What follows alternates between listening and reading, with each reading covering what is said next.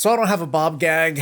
Today, unfortunately, I just have a short story. As you know, I'm in the market to get a new video card, and it's turning out to be just as bad as getting a Tickle Me Elmo back in the day, if you remember that, or maybe I'm just old. Anyway, I ventured to a local store in hopes of getting one, and I joked to myself, oh, well, maybe if I don't get one, I'll get myself some pie at a nearby spot. I entered a raffle that had a couple of these video cards in stock, as in like two.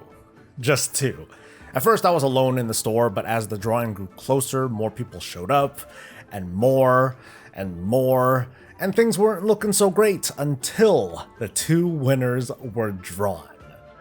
I returned home with banana cream pie, and that is the story of how I got pie. Riveting stuff, yeah, I know. Hey, it's Soul, and welcome back to another episode of Warcraft Weekly, the show that basically acts like a Wowhead filter, but at the bottom is an option called All the Important Shit with a casual spin. We've got a show today that is, as usual, brought to you by the Brutosaur Party over on Twitch, the awesome patrons that support me, including newcomers Autumn and Jeff, and to folks like you who are making the wait for Shadowlands feel bearable. No worries though, we'll be enjoying the pre-expansion patch festivities on a future date. So how about some distractions, alright? BlizzCon is returning. After officially canceling BlizzCon 2020, it is coming back as Blizzconline. Haha, a name that sounds like the kind of name that I would come up on the fly during the weekly. Yeah, absolutely. But anyway, this coming February on the 19th and the 20th, a virtual show will be held featuring cosplay and art and talent and videos of people in Murloc costumes walking around. This obviously doesn't sound like much so far. I presume it's so people who want to participate can prepare and submit their submissions. But there are certain flavors of BlizzCon that we should hope for or maybe expect, like developer panels talking shop, updates on upcoming titles, previews of new content from the likes of the World of Warcraft and Hearthstone, and no chicken and waffles, no awkward meetups, no guild gatherings. Did I tell you guys about the story about when we all tried to play Trivial Pursuit Warcraft Edition, and then we had to give up because we kept mistaking our pieces for someone else's, and then no one knew who was farther in, so we drank some more? Yeah, so that's the story.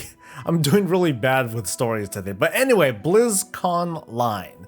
It sounds fun, and the virtual conventions that took place between Comic-Con and the DC fandom, I think, were relatively successful. So for Blizzconline, I do have a few expectations. It's gotta be free, right? Straight up, first things first, it's gotta be free. Don't charge a dime for the content. Now, I can certainly see Blizzard creating a virtual ticket of sorts so you can get some premium stuff like in-game goodies or being able to watch the video on demand of all the panels and such, because we've seen some of these virtual conventions play out as if it was a live convention where they just stream one pre-recorded thing after another. If they want to do some cash grabbing, fine. But I think that this is a great opportunity to make a BlizzCon experience at home for everyone.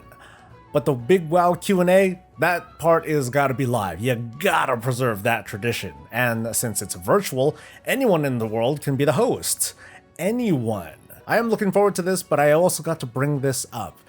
Is BlizzConline gonna be a makeup for BlizzCon 2020? Or is this actually going to be the official BlizzCon 2021? Will there be plans for an in-person BlizzCon 2021 at all? The current climate suggests that I respond with some awkward and embarrassing laughter, so oh man. Former president of Blizzard Entertainment and Classic BC fan before Classic BC's announcement, Mike Morhaime, unveiled his new game publishing company, Dreamhaven, and already opened up 2 studios, Moonshot and Secret Door, led by a small battalion of former Blizzard staff. I'm really eager to see what comes out from these studios over the next few years. Actually, that didn't sell very well, huh? Let's go back and try again. Mike Morhaime subvertly announced his revenge plan against the evil overlords at Activision Blizzard, announcing his publishing company and 2 studios which are all about the gamers, filled to the brim with other rebellious Blizzard developers tired of RNG tyranny, time-gated money-grubbing liberal fascism, and Ian Hazacostas. Their mission, to make great games while stabbing their hated rivals in the face. Everyone on the planet knows that in a matter of weeks, they're going to announce the next Warcraft, Starcraft, Diablo, and Hearthstone killer. And we will drink tears in the wake of the upcoming mega drama. I think some of us, not all of us, right, but some of us are a bit too caught up with reading in between the lines and looking for the drama, the passive-aggressive tones, the snide references. And while industry gossip is not unheard of, I gotta say, it's a lot of bit embarrassing to see fans and media too try to create something that isn't obviously there. Even if there is something there, that's between them. It's a common happening these days that the process of things, in this case making video games, is sold to be just as, if not more exciting than the product itself, whether that's manufactured or not. It's a symptom of reality entertainment, really. Speaking for myself, I prefer to enjoy the games that come out of the industry and not the drama. I want to see games built with love for the game and not a rivalry stoked by fans.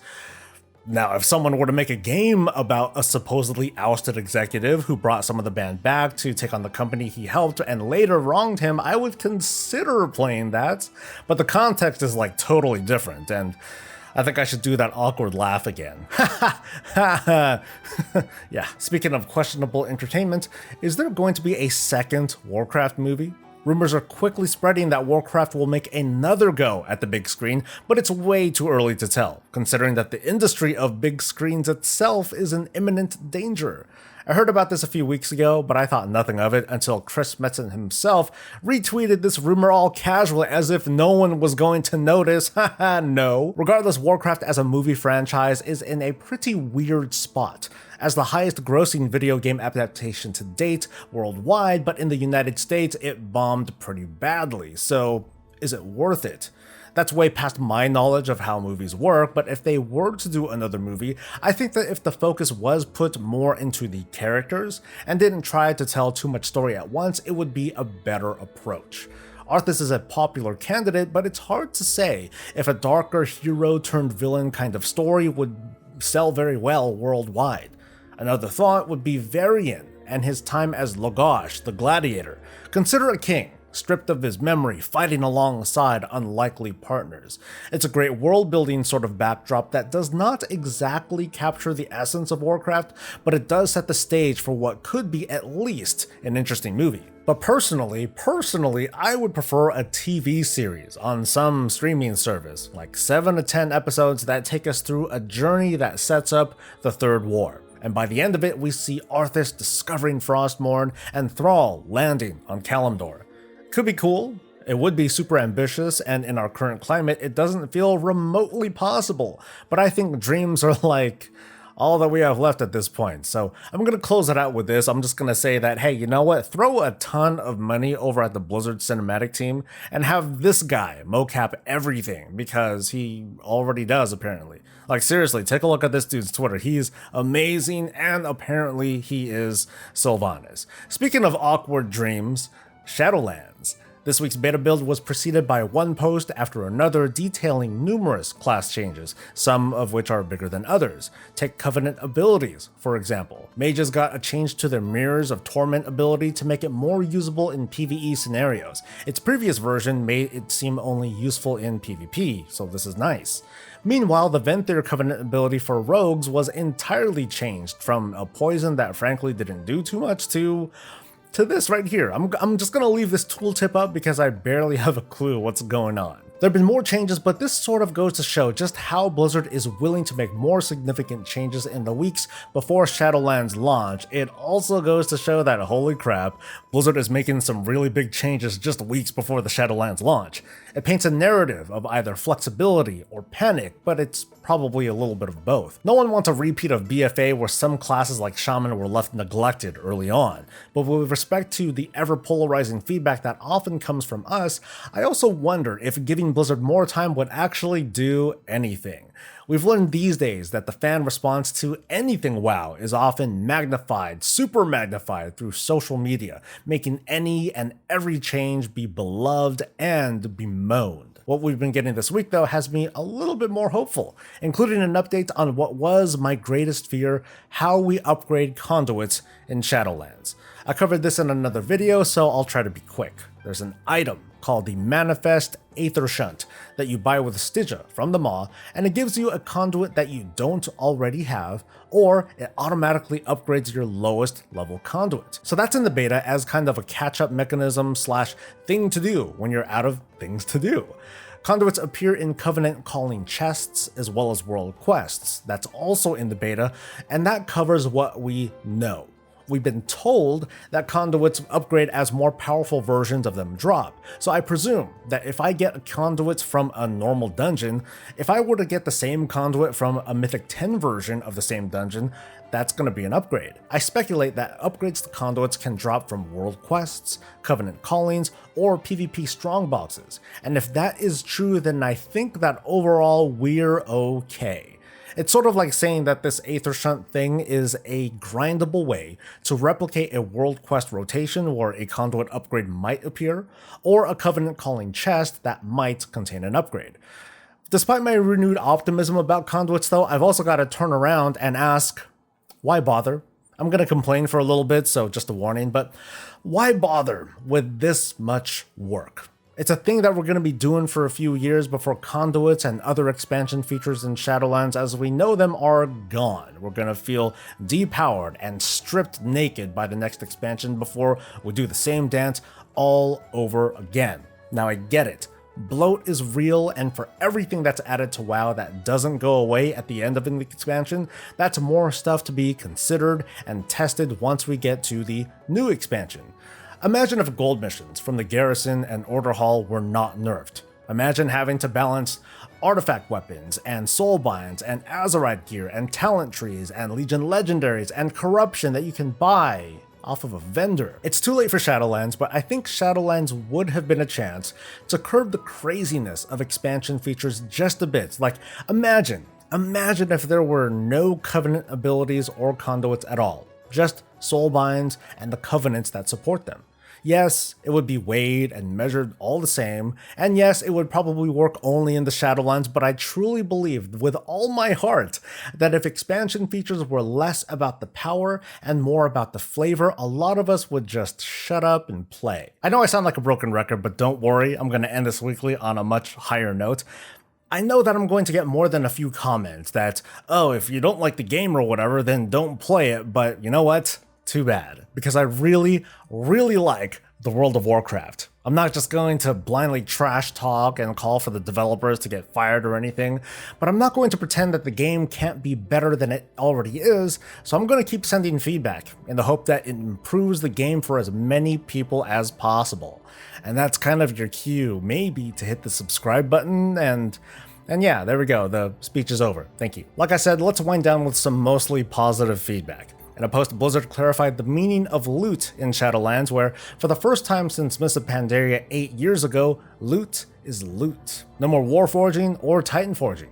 And while sockets can roll randomly on certain pieces of gear, that's equalized by roughly a week's worth of farming the Maw, but don't hold me to those numbers, okay? In general, the level of content that you complete equates to the level of gear that you earn. In the case of Shadowlands, Blizzard pointed out that item level 213 is the equivalent of being rated among the top 35% of PvPers on your realm, being a heroic raider, or having the gear to complete a Mythic 7 dungeon. But I should also add that at max renown, item level rewards cap out at an item level of 200. Meanwhile, crafted gear outside of legendaries caps at a depressing 168. I'd really like to enjoy me some engineering goggles, but consider that I can get something better from a heroic dungeon, or farming honor, or hell, a world quest reward. Regular old crafted gear as it is right now is sadly not much more than a transmog unlock. I would love to see the return of a warlord style of crafted gear with upgradable gear, customizable secondaries, equipment limits, but being balanced with an item level that equaled that of heroic raid gear. For now, it looks like armor crafting professions are going to be shoved to the side, which hurts profession lovers not because of the gear itself, because clearly there are still plenty of places to get gear and there's money to be made from these legendary base items. But it's the fantasy of being a crafter who can make truly powerful gear. In Shadowlands, it doesn't feel like it just hit the mark. On a brighter note though, the post also clarified that bonus rolls, which were also introduced back in Mist of Pandaria, will not be returning in Shadowlands, meaning that the Great Vault is your weekly chest and extra chance at loot all rolled into a happy little sheet or wall or whatever. It sounds like a nerf, but I like it a lot. Because gone is the grinding of currency to buy tokens of false hope, and after blowing them all, still coming away with nothing. No more days of opening up your chest of disappointment only to find the same thing that you got last week. The Great Vault is a choice hung on a wall with definitive goals, and maybe the challenge to fill up that wall each week, but hey, whatever floats your boat. The Vault guarantees that a full clear of a raid like Narnia, Nathria, whatever, will award at least something. I said this earlier, but how many times have you blown all of your extra roll tokens in a single raid just to walk away with nothing? Too many times, I think. Now, this isn't a frictionless replacement, and depending on your playstyle, you'll value some content more than others and act accordingly.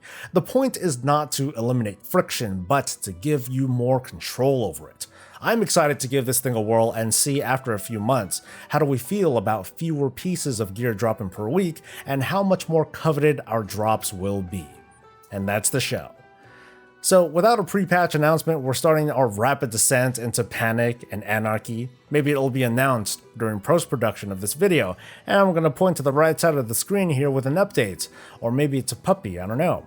Development is still streaming along, Mythic raid testing is still going on right now, and we've been getting previews and character customization. That was the latest one. But among some fans, patience is giving way to uncertainty. I really hope that we're rewarded with a strong and responsible launch. Before that though, at least I got pie. Thanks for watching everyone, and if you haven't already, please like the video because it helps a ton. Share your thoughts on this and any developments in a comment below, and don't forget to subscribe for more of this and all things Warcraft. We'll see you next time. Until then, stay safe, stay healthy, and stay breezy.